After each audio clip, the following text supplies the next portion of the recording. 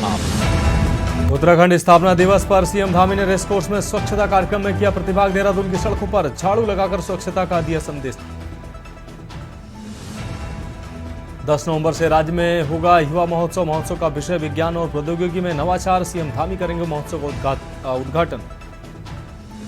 उत्तराखंड में 28 जनवरी से 14 फरवरी तक होंगे नेशनल गेम्स। 5 कमेटियों का गठन। राष्ट्रीय खेलों की तारीख पर IOA की अंतिम मुहर। केदारनाथ उपचुनाव के प्रचार में डटे कांग्रेस दिग्गज। प्रदेश अध्यक्ष करण महारा ने कई नुक्कड़ जनसभाओं के माध्यम से चुनाव प्रचार में किया प्रतिभाग। 17 नवंबर को बंद होंगे बद्रीनाथ के कपाट। 13 नवंबर से शुरू होंगी पंच पूजाएं। कपाट बंद होने से पहले सभी प्रक्रियाएं की जाएंगी पूरी। और उत्तराखंड को 3 हवाई सेवाओं की सौगात। सीएम धामी ने किया शुभारंभ। 13 नवंबर से चलेंगी हवाई सेवाएं। 20 नवंबर के बीच किराए में भी की जाएगी बढ़ोतरी। आप देख रहे हैं के न्यूज, खबरों का सारथी। नमस्कार, उत्तराखंड की खबरों के साथ मैं हूं मनोज मानस और अब खबरें विस्तार से। उत्तराखंड की धामी सरकार अगले बजट सत्र में सख्त भू कानून का बिल लाने जा रही है। राज्य के मुख्यमंत्री पुष्कर सिंह धामी ने इसकी घोषणा की है। इतना ही नहीं, सीएम धामी का कहना है कि सरकारी जमीनों को कब्जा मुक्त कराने के साथ ही लैंड माफिया पर एक्शन जारी रहेगा। मुख्यमंत्री धामी का कहना है कि सरकार ने जनहित में राज्यहित में कई निर्णय लिए हैं। इसके साथ ही 5000 से भी अधिक सरकारी जमीन जो गैर कानूनी रूप से कब्जे में थी उसको अतिक्रमण से मुक्त कराया गया है। मुख्यमंत्री ने कहा कि आने वाले बजट सत्र में एक सख्त भू कानून भी लाने की तैयारी सरकार कर रही है। वहीं मुख्यमंत्री ने सख्त भू कानून के ऐलान के साथ उत्तराखंड शासन के वरिष्ठ अधिकारी एक्शन में आ गए हैं। सीएम के निर्देश पर राज्य की मुख्य सचिव राधा रतूड़ी ने अधिकारियों की बड़ी बैठक बुलाई है। बैठक में मुख्य सचिव ने भू कानून के प्रावधानों के विपरीत भूमि की खरीद फरोख्त के साथ ही भूमि खरीद संबंधित अनुमति किसी भी प्रकार के उल्लंघन पर रिपोर्ट तलब की है। हालांकि शासन को 13 में से 11 जिलों में ही रिपोर्ट मिल पाई है। शेष 2 जिलों से रिपोर्ट अभी आना बाकी है। ये रिपोर्ट देखिए।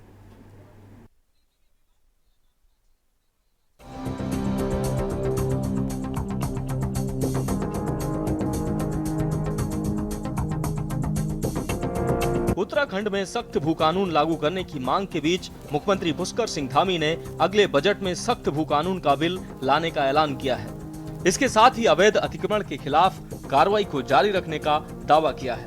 मुख्यमंत्री का कहना है कि इस अभियान के तहत प्रदेश की 5000 से भी अधिक सरकारी जमीन को अतिक्रमण से मुक्त कराया है। मुख्यमंत्री ने कहा कि आने वाले बजट सत्र में एक सख्त भू कानून भी लाने की सरकार तैयारी कर रही है। वहीं विपक्ष का आरोप है कि सरकार का ध्यान राज्य के असली मुद्दों पर नहीं है। सरकार यूसीसी और धार्मिक मुद्दों पर ध्यान दे रही है। वहीं यूकेडी ने तो यूसीसी के विरोध में आंदोलन भी शुरू कर दिया है। साथ ही सरकार से यूसीसी हटाकर राज्य में सख्त भू कानून लागू करने की मांग की है। प्रारंभ हुआ है और यह भी समाप्त नहीं हुआ है, अभियान चलेगा और पूरे राज्य के अंदर हमने कहा है जहाँ भी अवैध अतिक्रमण है, चाहे किसी प्रकार का भी अवैध वो अतिक्रमण पूरी तरह से गलत है, गैर कानूनी है। जो कब्जा है उसको मुक्त कराया जाए। हमारा अभियान चलेगा, इसको जरूरी कार्रवाई के लिए निर्देश दूंगा और पूरे राज्य के अंदर आप देख रहे हैं प्रदेश की जनता सख्त भू कानून मांग रही है। प्रदेश की जनता रोजगार मांग रही है। प्रदेश की जनता पीने का पानी मांग रही है। प्रदेश की जनता मरते हुए लोग जो एक्सीडेंट में हैं वो एक्सीडेंट में लोग न मरें, यातायात की व्यवस्था अच्छी हो, लोगों को बसें मिलें, सड़कों की हालत दुरुस्त हो, वो मांग रही है। सरकार यूसीसी का राग अलाप रही है। सरकार को कुछ नज़र ही नहीं आता। सरकार को मतलब ही नहीं है अच्छी सड़क से, अच्छी परिवहन व्यवस्था से। सरकार को मतलब ही नहीं है लोग जाए भाड़ में, लोग मरते रहें। सरकार को कोई मतलब नहीं है। सरकार को हिंदू मुसलमान करना है, यूसीसी करना है, सरकार को मंदिर मस्जिद करना है, लव जिहाद करना है, लैंड जिहाद करना है, थूक जिहाद करना है। देखिए, आज का जो हमारा कार्यक्रम है उत्तराखंड क्रांति दल का, ये यूसीसी को सरकार लागू कर रही है और इसके पीछे सरकार की मंशा ये है जो मूल निवास और भू कानून का जो आंदोलन चल रहा है पूरे उत्तराखंड के अंदर, पूरी उत्तराखंड की जनता उसको दिलों में जगह ले चुकी है। उसको घबरा करके मुख्यमंत्री जी उस आंदोलन को ख़त्म करने की कोशिश कर रहे हैं, मूल निवास को समाप्त करने की कोशिश कर रहे हैं, भू कानून को समाप्त करने की कोशिश कर रहे हैं कि यूसीसी लागू होगी तो जो व्यक्ति 1 साल उत्तराखंड में प्रवास करेगा वो यहाँ का मूल निवासी माना जाएगा, उसको पूरा अधिकार दिया जाएगा।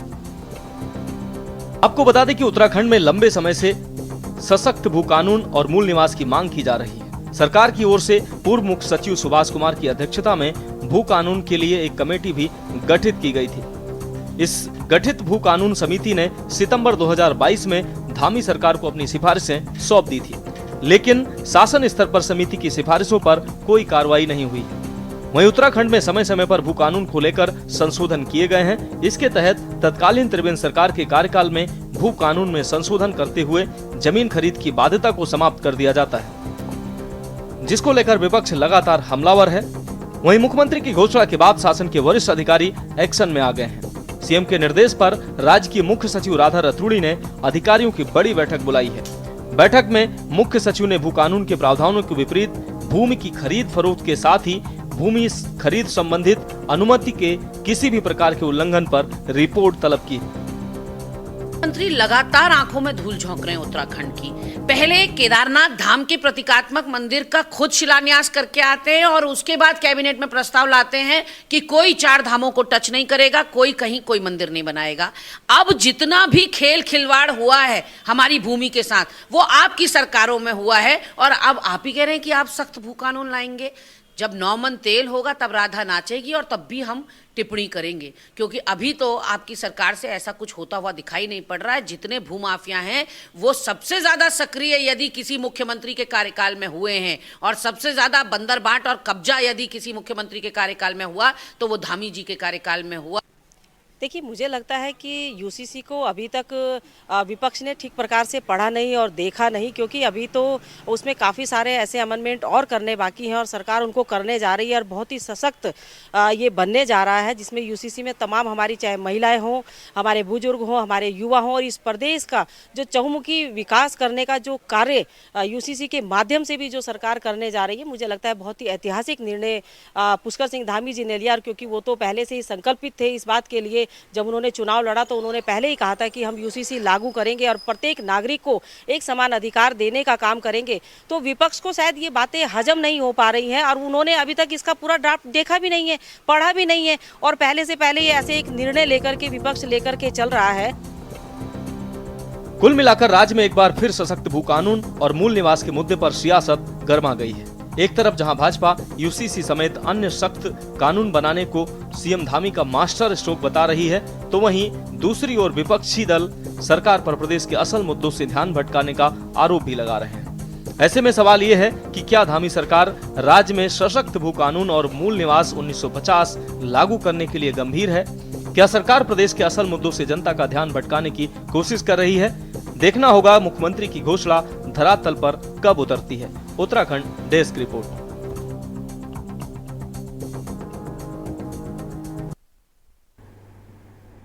अब बढ़ेंगे अगली खबर की ओर। हरिद्वार में भगवा धारण कर कथित संत बने वकील को साध्वी से दुष्कर्म के आरोप में कनखल पुलिस ने गिरफ्तार कर लिया। आपको बता दें कि बताया जा रहा है कि एक आश्रम की संपत्ति कब्जाने की नियत से आरोपी वकील ने भगवा धारण कर लिया था और आश्रम की साध्वी के साथ दुष्कर्म किया और उसका अश्लील वीडियो बनाकर वायरल कर रहा था। साध्वी की शिकायत पर आरोपी मुजफ्फरनगर निवासी अशोक कुमार वर्मा को पुलिस ने गिरफ्तार कर कोर्ट में पेश करने के बाद जेल भेज दिया है।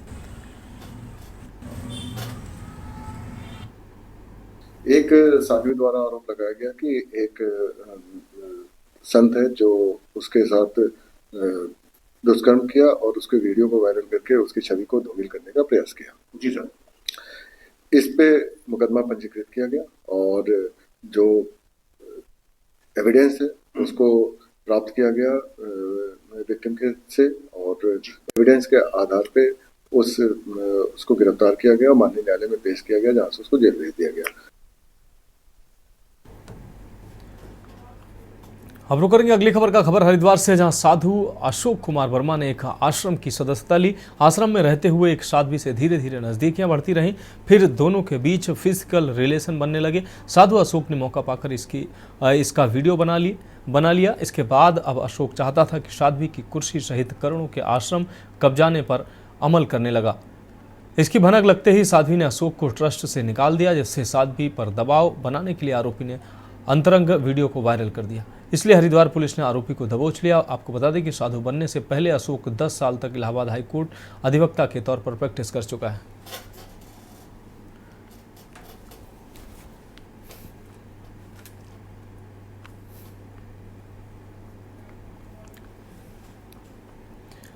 बढ़ेंगे अगली खबर की ओर। उधम सिंह नगर जनपद पुलिस ने एक बार फिर मुठभेड़ में 2 बदमाशों को गिरफ्तार किया। रुद्रपुर के ब्लॉक रोड पर पुलिस और बदमाशों के बीच मुठभेड़ हो गई। इस दौरान गोली लगने से बाइक सवार 2 बदमाश गोली लगने से घायल हो गए। दोनों को उपचार के लिए जिला अस्पताल में भर्ती कराया गया। पुलिस के अनुसार किच्छा रोड खेड़ा में एक व्यक्ति की मॉर्निंग वॉक पर जा रहा था। इसी बीच बाइक सवार 2 युवकों ने उनसे सोने की चैन लूटने का प्रयास किया। शोर मचाने पर लोगों का एकत्र होता देख बाइक सवार बदमाश रुद्रपुर के तरफ भाग निकले। पुलिस को पीछे आते देख उन्होंने फायर करना शुरू कर दिया। पुलिस की जवाबी कार्रवाई में दोनों बदमाश घायल हो गए। दोनों को जिला अस्पताल में भर्ती कराया गया।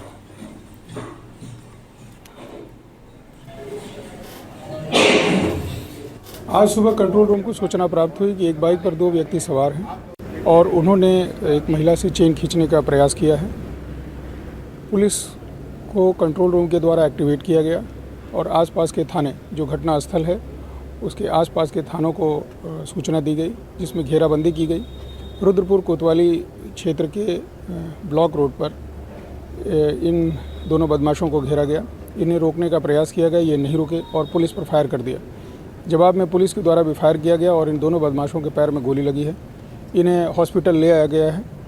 पूछताछ के दौरान इन्होंने बताया कि बरेली और राजस्थान के जयपुर में भी इन पर कई मुकदमे दर्ज हैं। उधम सिंह नगर के करीब 4 चेन स्नैचिंग की घटनाओं को इन्होंने स्वीकार किया है। इनके आपराधिक इतिहास की और जानकारी ली जा रही है। अब बढ़ेंगे अगली खबर की ओर। खबर खटीमा से है, जहां नहाय खाए से शुरू हुए 4 दिवसीय प्रकृति, संस्कृति तथा लोक आस्था के महापर्व छठ का पवित्र नदियों, तालाबों तथा पोखरों के किनारे बने छठ घाटों पर छठ माता तथा भगवान भास्कर की विधिवत पूजा अर्चना के साथ उगते हुए भगवान भास्कर को अर्घ्य अर्पण के बाद पूर्वांचल समाज की व्रती महिलाओं का 36 घंटे के कठिन व्रत का समापन हो गया। खटीमा क्षेत्र के मेला घाट, 22 पुल, बगुलिया, दिया, नौसर, बंडिया, जमोर तथा मोहम्मदपुर, भुड़िया आदि इलाकों में छठ घाट पर हजारों की संख्या में व्रती महिलाएं डलिया तथा सूप में विभिन्न प्रकार के फलों, मिष्ठानों और पकवानों को सजाकर ढोल नगाड़े के साथ पहुंची, जहां श्रद्धालु व्रती महिलाओं ने छठ माता तथा भगवान भास्कर की विधिवत पूजा अर्चना की। तत्पश्चात उदीयमान सूर्य को अर्घ्य अर्पित कर अपने 36 घंटे के निर्जला व्रत को खोला। इस दरमियान श्रद्धालु व्रती महिलाओं ने एक दूसरे को सिंदूर लगाकर फलों, पकवानों तथा मिष्ठानों का आदान प्रदान कर आपसी भाईचारे, प्यार, विश्वास, सादगी तथा पवित्रता का संदेश दिया।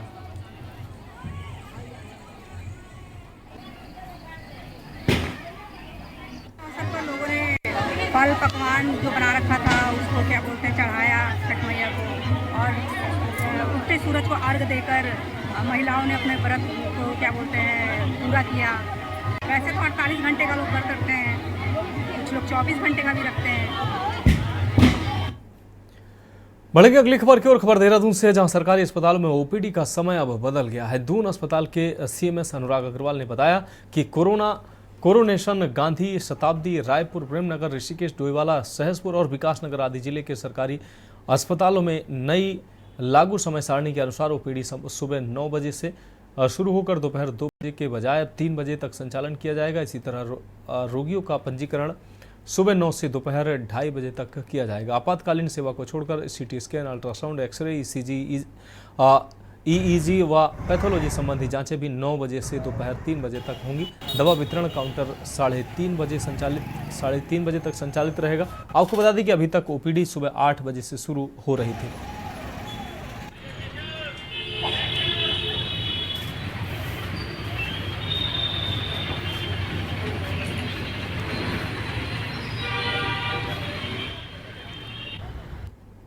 अगली खबर देहरादून से है, जहां all India railway men's federation एवं नार्थन रेलवे मेंस यूनियन ने संवाद रैली का आयोजन किया है। आपको बता दें ये आयोजन NRMU देहरादून द्वारा आयोजित किया गया है। इस कार्यक्रम में मुख्य अतिथि के रूप में यूनियन के महामंत्री शिव गोपाल मिश्रा ने शिरकत की, जिसमें रेलकर्मियों ने देहरादून पहुंचने पर उनका जोरदार स्वागत किया, जहां उन्होंने रेलकर्मियों के कई मुद्दे पर विचार किया।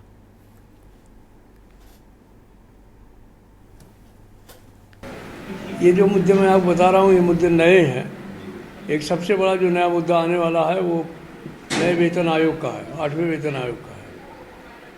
क्योंकि स्टाफ साइड का JCM का मैं सेक्रेटरी भी हूँ, इस विषय पर मैंने जो है वो कैबिनेट सेक्रेटरी से भी बात की है, फाइनेंस सेक्रेटरी से भी बात की है। चुनावों के बाद में सबसे बड़ा सवाल यही उठने वाला है, अगर हमारे 1 जनवरी 2026 से हमारी तनख्वाहें बदलनी चाहिए हमारे बत्ते बदलने चाहिए, हमारा मल्टीप्लाइंग फैक्टर बदलना चाहिए। तो अगर इस पर जल्दी सरकार ने कोई कार्रवाई नहीं की तो एक संघर्ष अनिवार्य है। बढ़ेंगे अगली खबर की ओर। खबर देहरादून से, जहां उत्तराखंड सचिवालय देहरादून में ऊर्जा सचिव आर मीनाक्षी सुंदरम से अभद्रता और जान से मारने की धमकी देने के आरोप में घिरे उत्तराखंड बेरोजगार संघ के प्रदेश अध्यक्ष बॉबी पवार ने सोशल मीडिया पर अपना पक्ष रखा। बॉबी पवार ने सारे आरोपों को नकारते हुए कहा कि वे ठेकेदार नहीं है जो टेंडर के लिए सचिव के पास गए हों। वे एक जनप्रतिनिधि हैं और उसी के नाते सचिव के पास कुछ सवाल लेकर गए थे।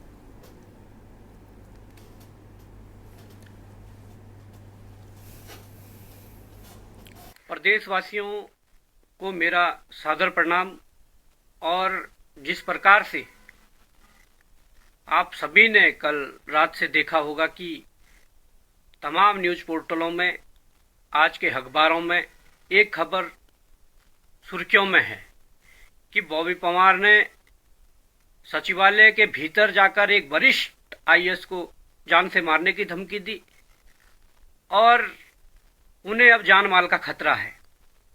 एक ऐसे बड़े आईएएस जो मैं कहना चाहूँगा कि हमारे शासन में बहुत बड़े पद पर हैं, सरकार के भी पसंदीदा आईएएस हैं और मुख्यमंत्री धामी के भी पसंदीदा आईएएस हैं।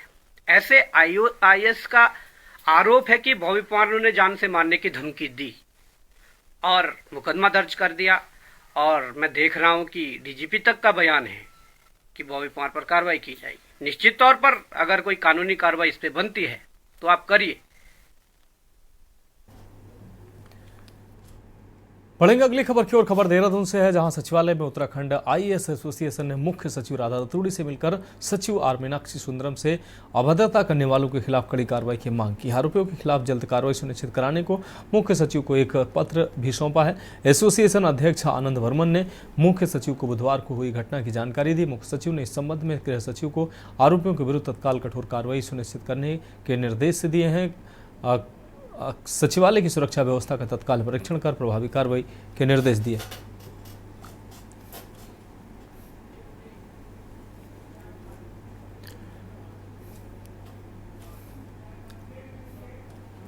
तो फिलहाल खबरों में वक्त ब्रेक का है, जल्द हाजिर होंगे।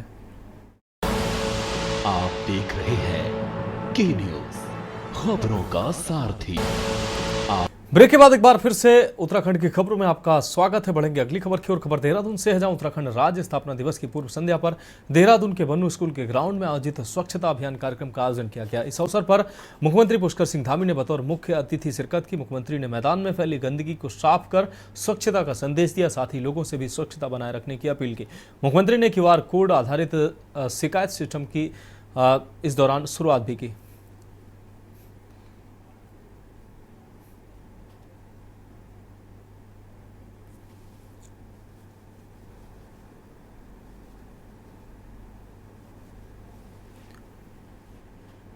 बढ़ेंगे अगली खबर की ओर। खबर लक्सर से है, जहां कानपुर क्षेत्र में आबकारी विभाग पर लोग सवाल खड़े कर रहे हैं। जहां पुलिस ने अक्टूबर महीने में 500 लीटर अवैध कच्ची शराब के साथ 22 लोगों पर कार्रवाई की बात कही, तो वहीं 22 पेटी शराब के साथ 5 लोगों पर कार्रवाई की गई, जबकि कई हजार लीटर लहन को भी मौके से नष्ट किया गया।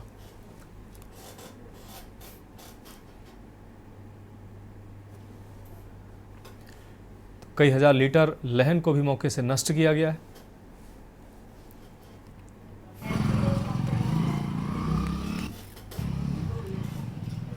जैसे कि सभी को पता है कि हमारे मुख्यमंत्री जी का ड्रग्स फ्री देवभूमि अभियान 2025 चल रहा है, तो इसी को ही सफल बनाने में हमारे एसएसपी सर के निर्देशन में हरिद्वार पुलिस तथा लक्सर पुलिस लगातार इसमें कार्य कर रही है।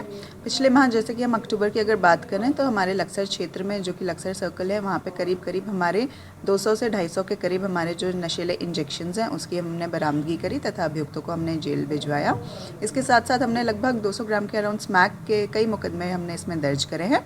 पथरी में ही इसी प्रकार हमने 3 मुकदमे स्मैक और NDPS के हमने लिखे गए हैं इसमें।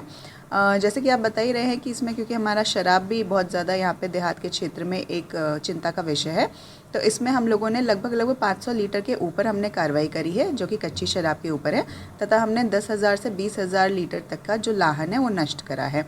और हम लोग तत्पर हैं कि हम इसी प्रकार से, जो कि हमारे माननीय मुख्यमंत्री जी का अभियान है, उसको सफल बनाने के लिए हम निरंतर अभ्यास करेंगे, प्रैक्टिस करेंगे। और इसी के लिए हमारी सुबह शाम की हमारी चेकिंग चल रही है, आकस्मिक चेकिंग भी चल रही है, और आगे चलते हुए भी हम लोग इसमें ज़्यादा से ज़्यादा कार्रवाई करने की पूरी कोशिश करेंगे। बढ़ेंगे अगली खबर की ओर। खबर देहरादून से, जहां उत्तराखंड राज्य स्थापना दिवस की पूर्व संध्या पर देहरादून के बन्नू स्कूल के ग्राउंड में आयोजित स्वच्छता अभियान कार्यक्रम का आयोजन किया गया था। इस अवसर पर मुख्यमंत्री पुष्कर सिंह धामी ने बतौर मुख्य अतिथि शिरकत की। मुख्यमंत्री ने मैदान में फैली गंदगी को साफ कर स्वच्छता का संदेश भी दिया। साथ ही लोगों से स्वच्छता बनाए रखने की अपील की। मुख्यमंत्री ने QR कोड आधारित शिकायत सिस्टम की इस दौरान शुरुआत भी की।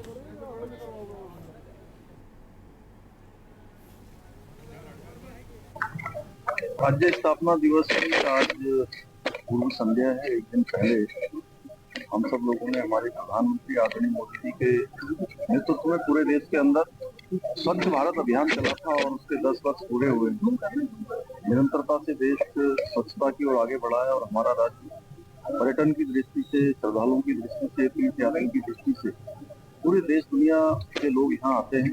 इसलिए हमारे राज्य में स्वच्छता होना बहुत जरूरी है। और हमारे प्रधानमंत्री जी ने जो कहा है कि 20वीं सदी का तीसरा दशक उत्तराखंड का दशक होगा, उस दिशा में हम तेजी से आगे बढ़ रहे हैं।